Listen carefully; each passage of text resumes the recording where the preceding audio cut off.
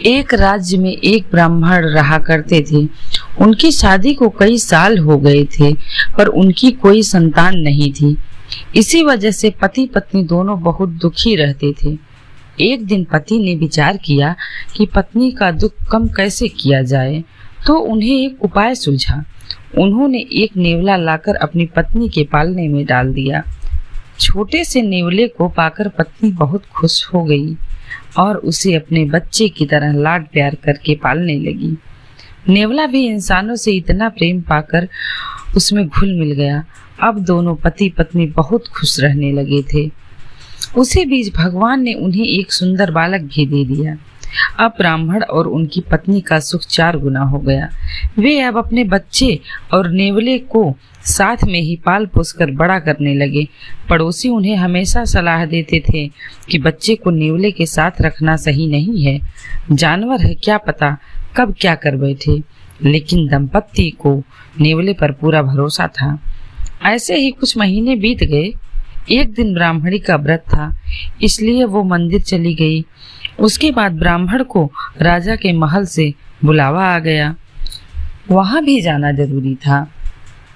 तो ब्राह्मण ने सोचा, पत्नी बहुत देर से गई हुई है, कुछ मिनटों में ही आती होगी। इसलिए पालतू नेवले को अपने बच्चे को सौंप कर महल के लिए निकल गए। तो नेवला अपने मालिक की बात आज्ञाकारी बेटे की तरह मानकर बच्चे का ध्यान रखने लगा। 1-2 घंटे बीत गए।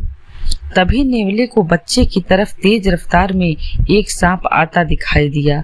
बच्चे को कोई नुकसान न हो, इसलिए नेवला पूरे जी जान से टूट पड़ा। नेवले और सांप की जोरदार लड़ाई हुई। नेवला सांप को मारने में सफल रहा। सांप के खून से नेवले का हाथ और मुंह भीग गया।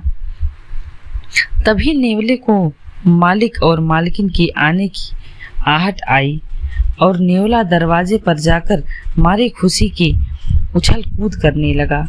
पति पत्नी नेवला का ये रूप देखकर आग बबूला हो गए और उन्हें अपने पड़ोसी की बात याद आ गई।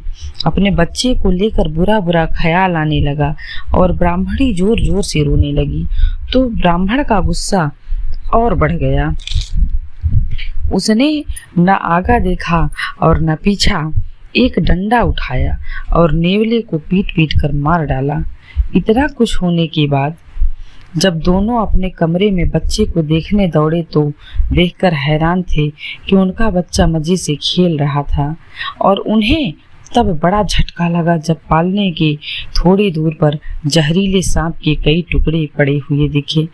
तो दोनों गुस्से से आपा खोकर अपने बच्चे के रक्षक के ही भक्षक बन बैठे थे। अब दोनों पति पत्नी पश्चाताप की आग में जलने लगे। दोस्तों, इसलिए हमें गुस्से में कोई फैसला नहीं करना चाहिए।